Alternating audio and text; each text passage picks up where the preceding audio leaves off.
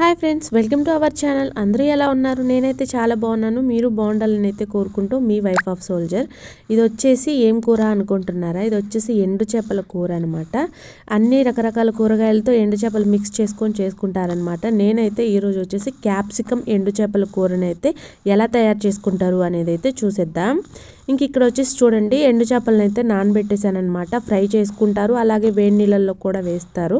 నేనైతే కొంచెం రోస్ట్ చేసేసి వేడి నీళ్ళల్లో అయితే వేసాను. ఇంక ఇక్కడైతే టమోటాలు, పచ్చిమిర్చి, ఆనియన్, ఇక్కడ నుంచి వచ్చేసి క్యాప్సికమ్ అనమాట. మెయిన్ ఇంగ్రీడియంట్ క్యాప్సికమ్తో చేస్తున్నాం కదా, అలాగా క్యాప్సికమ్ అనమాట.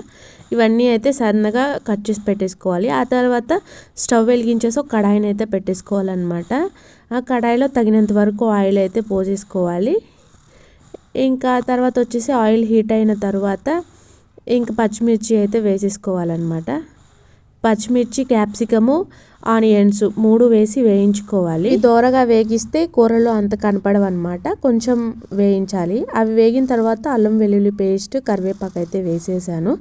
ఇవి కూడా వేగిన తర్వాత కొంచెం పసుపు, పచ్చివాసన పోయేంత వరకు వేయించాలి. ఆ తర్వాత కొద్దిగా పసుపు, అక్కడి నుంచి వచ్చేసి సరిపడా సాల్ట్ వేసుకొని, ఆ తర్వాత ఇంకా తరిగి పెట్టుకున్న టమోటాలు ఉంటాయి కదా, టమోటాలు కూడా వేసుకొని మొత్తం కలిపేసి ఒక 3 మినిట్స్ వరకు మగ్గించాలన్నమాట.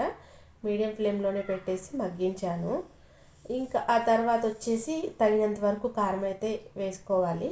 మీరు 1 స్పూన్ సరిపోతుంది అనుకుంటే 1 స్పూను, 2 స్పూన్లు సరిపోతుంది అనుకుంటే 2 స్పూన్లు, ఇంకా చూసి మీరు ఎంత తినగలుగుతారో అంత చూసి వేసేసుకోండి.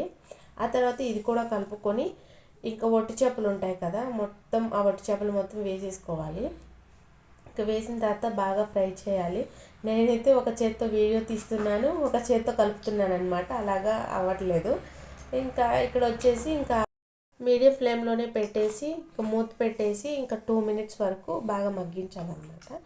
ఆ తర్వాత కలుపుకొని కొంచెం చూసుకొని వాటర్ అయితే పోసుకోవాలి. ఇంత గట్టిగా తినలేము కదా, కొంచెం చూసుకొని వాటర్ అయితే పోసుకోవాలన్నమాట. చూడండి, నేనైతే ఒక కప్పుతో అయితే వాటర్ అయితే పట్టాయి, కప్పు ఇంకా కొంచెం పోసానన్నమాట. అలా పోసుకొని కలుపుకోవాలి. ఇంకా కలుపుకున్న తర్వాత ఇంక మళ్ళీ మూత పెట్టేసి ఇంకొక 5 మినిట్స్ వరకు ఉంచాలి. ఇప్పుడైతే బాగా చేపలు కూడా ఉడికిపోయి ఉంటాయన్నమాట, ఎండు చేపలు.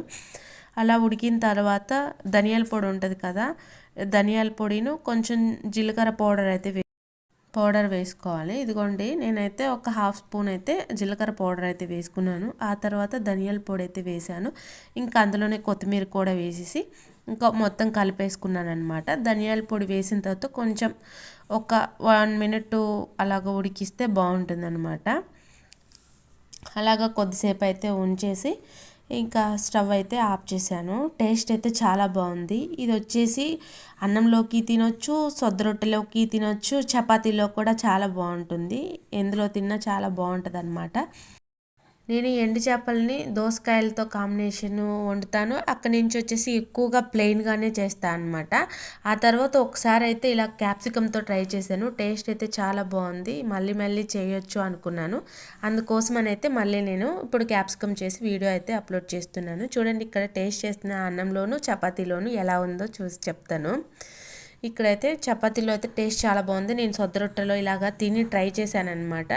ట్రై చేసిన తర్వాతే నేను మళ్ళీ వీడియో అనేది అప్లోడ్ చేస్తున్నాను. ఇంకా అలాగా పక్కన పెట్టేసి అన్నంలో కూడా కలుపుకున్నాను, ఎలా ఉంటుందా అనేసి మీతో షేర్ చేసుకుందామని. ఇంకా అన్నంలో కూడా చాలా బాగుందన్నమాట. మరి ఇంకెందుకు ఆలస్యం, మీరు ట్రై చేయండి. ఎలా ఉంది ఏంటి అనేది కామెంట్ సెక్షన్లో కామెంట్ చేయండి. ఈ వీడియో కనుక మీకు నచ్చినట్లయితే like, share and subscribe. Bye friends.